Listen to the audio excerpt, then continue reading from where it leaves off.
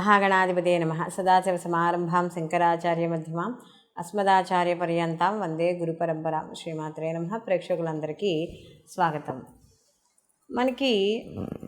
మనం సాధారణంగా వింటూ ఉంటాం, అంటే మా దగ్గరికి వచ్చేవాళ్ళు ఎక్కువగా చెప్పే విషయాన్ని నేను చెప్తున్నా. ఏమంటే మా దగ్గర జాతకాలు లేవు, కానీ మాకు చిన్నప్పుడు మా పెద్దవాళ్ళు పేరు పెట్టారు, ఆ పేరు పెట్టిన దాని ప్రకారం రాసి తెలుసండి అంటారు. అంటే వాళ్ళకి వ్యక్తిగత జాతకాలకు సంబంధించిన డీటెయిల్స్ అనేవి తెలియదు. వాళ్ళంతా కూడా వాళ్ళకి తెలిసిన రాశి మీద లేదా నామనక్షత్రం మీద ఆధారపడి వాళ్ళ కార్యక్రమాలన్నీ కూడా వాళ్ళు కానిచ్చుకుంటూ ఉంటారు, వాళ్ళ శుభ కార్యక్రమాలన్నీ. అయితే ఒక్కోసారి ఏమవుతుందంటే వాళ్ళకి ఇటువంటి నిజంగా మొన్న ఈ మధ్యన కూడా ఒకళ్ళు ఫోన్ చేసి అదే చెప్పారు, ఏమంటే మాకు జన్మజాతకం తెలీదు కానీ రాశి తెలుసు, కానీ చూస్తే మాకు సరిగ్గా ఉండడం లేదు గోచారం, ఏం చేయాలో అర్థం కావడం లేదు. అయితే ఇక్కడ జాతకం తెలిసినా తెలియకపోయినా, జన్మజాతకం వ్యక్తిగత జాతకం తెలిసినా తెలియకపోయినా కూడా వీళ్ళకి ఏదో ఒక రాశి ఉంటుందిగా. వీళ్ళ పుట్టిన సమయానికి అక్కడ దగ్గరలోని పంతులు గారు పలానా రాశి అని చెప్తారు, లేదా ఆ నక్షత్రానికి అనుసరించి నామాన్ని ఇవ్వడం అనేది, అంటే నామకరణం చేయడం అనేది జరుగుతుంది. కాబట్టి దాన్ని ఏదైతే మనం పిలువబడే వ్యవహారిక నామం ఉందో ఆ వ్యవహారిక నామాన్ని అనుసరించి తగిన నక్షత్రాన్ని తగిన రాశిని కూడా చూసుకుంటూ ఉంటారు. అయితే ఇలాంటి వాళ్ళకి ఇప్పుడు నేను చెప్పే రెమెడీ అనేది బాగా ఉపయోగపడుతుంది రాసుల వాళ్ళకి. ఎందుకంటే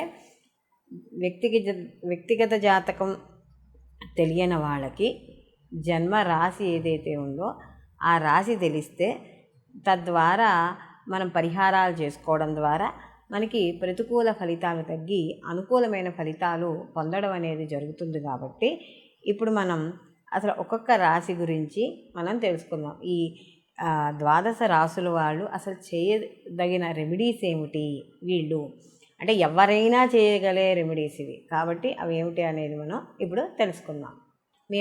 మీనరాశిలోకి పూర్వభాద్ర 4వ పాదము, అలాగే ఉత్తరాభాద్ర 1, 2, 3, 4 పాదాలు, అలాగే వీళ్ళు మనకి రేవతి 1, 2, 3, 4 పాదాలు మీనరాశిలోకి వస్తాయి. మీనరాశికి రాశ్యాధిపతి వచ్చి గురువు. అయితే ఇక్కడ గురువు ముఖ్యంగా ఏం కోరుకుంటాడు అంటే పెద్దల్ని గౌరవించడం అనేది కోరుకుంటాడు. అంటే విద్యార్థులైతే ముఖ్యంగా ఉపాధ్యాయులు వాళ్ళని గౌరవించాలి. అలాగే మీకు ఏది సంబంధం లేని విషయాల్లో ఎటువంటి విషయాల్లోనూ కలవజేసుకోకూడదు. అందులో ముఖ్యంగా ఆర్థికపరమైన విషయాలకి మీకు సంబంధం లేని విషయాలకు దూరంగా ఉండడం, అలాగే ఎవరైనా ప్రామిసరీ నోట్ల మీద కానీ లేకపోతే మిమ్మల్ని ఏమైనా హామీలు ఉండమన్నా కూడా అలాంటి వాటికి దూరంగా ఉండాలి. అలాగే ఎక్కువగా వీళ్ళు మర్రి చెట్టుని పూజించాలి. ముఖ్యంగా ఈ యొక్క గురువుకి సంబంధించి అంటే వస్తువులు దానంగా ఇవ్వడం, అంటే గురువుకు సంబంధించిన వస్తువులు అంటే పసుపు రంగు వస్తువులు, పసుపు రంగు వస్త్రాలు, శనగలు నానబెట్టి గోవుకి తినిపించడం, లేదా ఆ స్నానం చేసే నీటిలో చిటికెడు పసుపు వేసి స్నానం చేయడము, శనగలు ప్రసాదంగా చేసి గుళ్ళో ప్రసాదంగా పంచిపెట్టడం, లేదా గుళ్ళో బ్రాహ్మడికి కేజింపావు శనగలు ఒక పసుపు రంగు వస్త్రంలో మూటకట్టి దానం ఇవ్వడం, ఇలాంటివన్నీ కూడా చేయాలి. అలాగే ఇంట్లో తప్పనిసరిగా తులసి ఆరాధన అనేది ఉండాలి. అలాగే దేవతారాధన అంటే నిత్యదీపారాధన ఉండాలి. నిత్యదీపం దరిద్రనాశనం అని చెప్పి నిత్యదీపారాధన అనేది తప్పనిసరిగా ఉండాలి. అలాగే ఇక్కడ ముఖ్యంగా స్త్రీలని తొందరపడి మాటలు అనేది అనకూడదు. అలాగే ఇక్కడ ఎవరైనా స్త్రీలు కుంకాన్ని ధరించేటప్పుడు ముందుగా లైట్గా కుంకుమ మనం ఇక్కడ ఆజ్ఞాచక్రం బేస్లో రాసుకుంటాం కదా, అక్కడ ముందుగా పసుపుతో లైట్గా అక్కడ రాసుకుని దానిపైన కుంకాన్ని అనేది ధరించాలి. అలాగే ఇక్కడ ఎవరైతే ఉపాధ్యాయులు గురువులు ఉన్నారో అలాగే వైద్య వృత్తిలో ఉన్నారో వాళ్ళని అనవసరమైన మాటలు మాట్లాడకూడదు. ఆధ్యాత్మికవేత్తలు ఇలాంటి వాళ్ళని గౌరవించాలి. అలాగే సాధువుల్ని ఇలాంటి వాళ్ళని పెద్దలు ఎవరైనా ఉంటే వాళ్ళని సేవించడం అనేది ఎంతో ఉత్తమమైన విషయం. అలాగే మందిరాలు శుభ్రం చేయడం, ఆధ్యాత్మిక కార్యక్రమాలు, ఆధ్యాత్మిక గ్రంథపఠనం ఇలాంటివన్నీ కూడా చేయాలి. అలాగే ముఖ్యంగా దేవాలయాల్లో ప్రసాదాలు అంటే ఈ యొక్క శనగలు నివేదన కింద ఇవ్వాలి. అలాగే ఇక్కడ ఎప్పటికప్పుడు కూడా ఇంటి ఆచారాలు, ఇంటి సాంప్రదాయాల్ని మర్చిపోకుండా కొత్తవి అలవాటు చేసుకోకుండా పాతవి తరతరాలలో ఏవైతే వస్తున్నాయో వాటిని మాత్రం తప్పనిసరిగా పాటించాలి.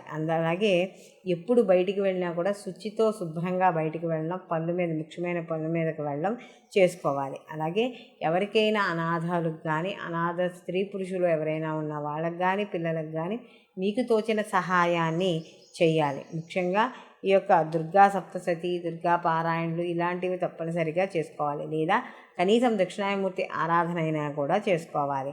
వీళ్ళు ఏదైనా ఒక ముఖ్యమైన పని మీద, లేకపోతే ఏదో ఆర్థికపరమైన విపత్తులు వస్తున్నాయి అనుకున్నప్పుడు పసుపు రంగు వస్త్రంలో ఒక చిన్న బంగారపు నాణాన్ని పెట్టి మీకు డబ్బులు ఎక్కడైతే పెట్టారో అక్కడ పెట్టండి. రోజు కూడా ఆ యొక్క పసుపులో మూటకట్టిన బంగారు రూపికి రోజు ధూపదీపాలని వెయ్యండి.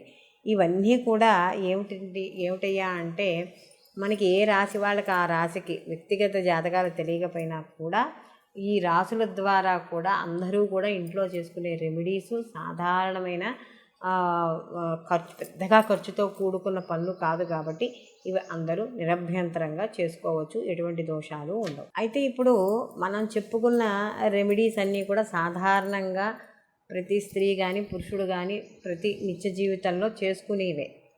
అంటే మనకి ఇప్పుడు మర్రి చెట్టు దగ్గర దీపం పెట్టుకోవడం అని కానీ, అదే రావి చెట్టు దగ్గర దీపం పెట్టుకోవడం అని కానీ, లేకపోతే మర్రి చెట్టుకి వెళ్ళి ప్రదక్షిణాలు చేసుకోవడం అని కానీ, ఏదో గోవు సేవ చేసుకోవడం అని కానీ, ఓ వస్త్రదానం కానీ, ఓ ఫలదానం కానీ, ఓ పూలదానం కానీ, ఓ నీటిలో ప్రవహించేవి కానీ, ఇవన్నీ కూడా ఏమిటి అంటే మనకి ప్రతినిత్యము మన నిత్య జీవితంలో వీటిల్లో మనం చెప్పుకునే వాటిల్లో ఏదో ఒకటో రెండో అయినా మనం చేసుకోగలిగేవి. ఎందుకు చెప్తారు అంటే ఆయా రాసుల్లో ఆయా నక్షత్రాలకు సంబంధించినవి చేసుకోవడం ద్వారా మనకు ఉండే నక్షత్రాల ద్వారా వచ్చే దోషాలు, రాసుల ద్వారా వచ్చే దోషాలు ఏవైతే ఉన్నాయో అవన్నీ తొలగడానికి. కొంతమందికి కొన్ని అవకాశాలు ఉండవు. ఏమంటే మీరు నదిలో ప్రవహించేటట్టు చేయమంటున్నారు, అవి మాకు అవకాశం ఉండవు. నిజమే, నదిలో ప్రవహించే అవకాశం లేని వాళ్ళు కనీసము దానికి ఆల్టర్నేటివ్ ఇంకోటి చెప్పుకున్నాం కదా. ఇప్పుడు నదిలో ఒకరికి ఎర్రటి పుష్పాలు వదలడం కష్టం అవుతోంది, మరి ఏం చేయాలి అంటే దానికి ఆల్టర్నేటివ్గా ప్రతిరోజు గుళ్ళోకి వెళ్ళి ఒక 41 రోజుల పాటు క్రమం తప్పకుండా గుళ్ళోకి వెళ్ళి ఈ యొక్క మనకి నచ్చిన దేవాలయంలోకి ఎక్కడికైనా వెళ్ళి, శివాలయమో విష్ణువాలయమో సుబ్రహ్మణ్య ఆలయమో వెళ్ళి అక్కడికి వెళ్ళి ప్రదక్షిణాలు చేసుకోవడం.